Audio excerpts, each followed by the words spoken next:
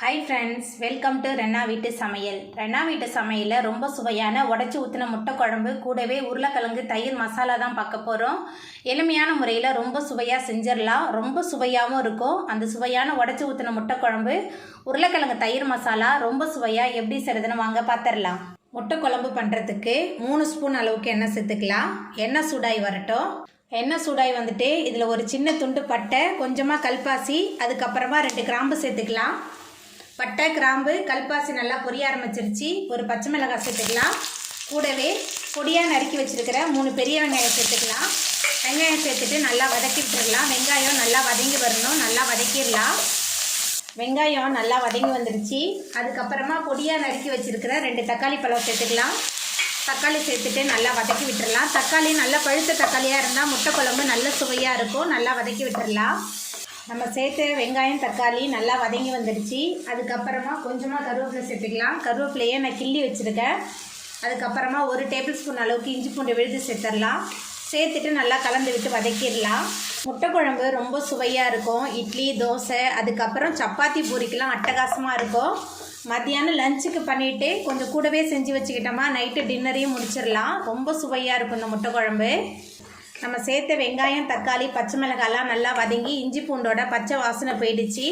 அதுக்கப்புறமா இதில் நம்ம மசாலா தூள்லாம் சேர்த்துக்கலாம். குழம்பு மிளகாய் தூள் 3 டேபிள் ஸ்பூன் எடுத்திருக்கேன். உங்கள் காரத்துக்கு தகுந்த மாதிரி எடுத்துக்கோங்க. கரம் மசாலா 1 டேபிள் ஸ்பூன், மஞ்சத்தூள் கொஞ்சமாக சேர்த்துக்கலாம். கூடவே முட்டை குழம்புக்கு தேவையான அளவுக்கு உப்பு சேர்த்துக்கலாம். சேர்த்துட்டு இந்த எண்ணெயில் ஒரு 2 நிமிஷத்துக்கு நல்லா வதக்கி விட்டுறலாம். நம்ம சேர்த்த வெங்காயம், தக்காளி, மசாலா எல்லாமே சேர்ந்து நல்லா கலந்து வதங்கணும். நல்லா வதக்கிடலாம். மசாலா, வெங்காயம், தக்காளி எல்லாமே சேர்ந்து நல்லா கலந்து வதங்கிடுச்சு. அதுக்கப்புறமா தண்ணி சேர்த்துக்கலாம். தண்ணி சேர்த்துட்டு நல்லா கலந்து விட்டுறலாம். தண்ணி சேர்த்துட்டு நல்லா கலந்து விட்டாச்சு. அதுக்கப்புறமா மசாலாவோட பச்சை வாசனை போகிற அளவுக்கு குழம்பு நல்லா கொதித்து வரட்டும். மசாலாவோட பச்சை வாசனை போகிற அளவுக்கு முட்டை குழம்பு நல்லா கொதிக்க ஆரம்பிச்சிருச்சு. இந்த முட்டை குழம்புல உப்பும் காரமும் கொஞ்சம் தூக்கலாக இருக்கும். ஏன்னா நம்ம முட்டையை உடச்சி ஊற்றும் போது உப்பு காரம்லாம் அப்போ தான் உள்ளே இறங்கி வரும். அதுக்கப்புறமா நம்ம அரைச்சி வச்சுருக்கிற சோம்பு, தேங்காய் விழுது சேர்த்துடலாம். அரை மூடி தேங்காய், அது கூட 1 டேபிள் ஸ்பூன் அளவுக்கு சோம்பு சேர்த்து விழுது அரைச்சி வச்சுருக்கேன். தேங்காய் விழுது சேர்த்துட்டு நல்லா கலந்து விட்டு கொதிக்க விடலாம். முட்டை குழம்பு நல்லா கொதிக்க ஆரம்பிச்சிருச்சு. அதுக்கப்புறமா நம்ம உடச்சி வச்சுருக்கிற 5 முட்டை சேர்த்துக்கலாம்.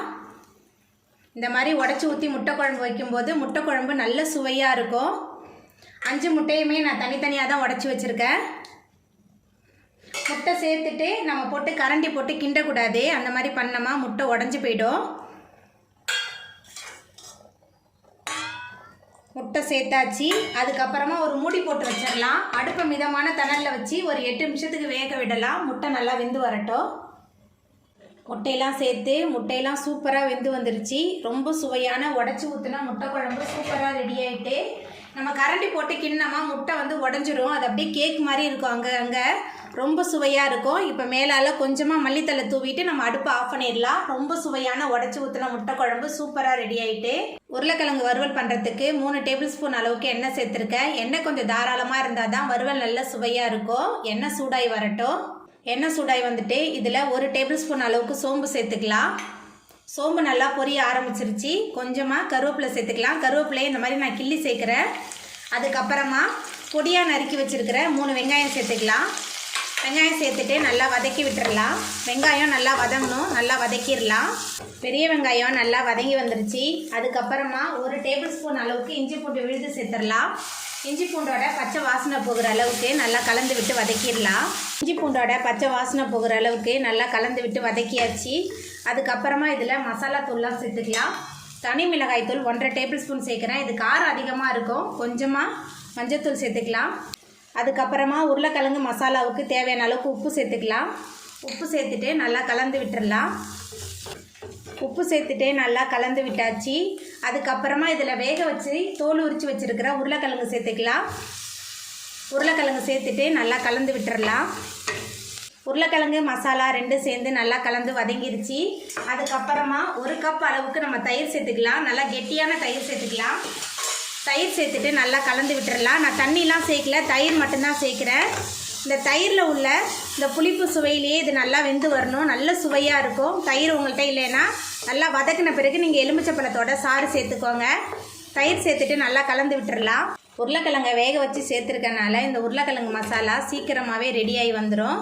அதுக்கப்புறமா மேலால் கொஞ்சமாக கொத்தமல்லி தழை தூவிடலாம். கொத்தமல்லி தழை தூவி செய்யும்போது ரொம்ப சுவையாக இருக்கும்.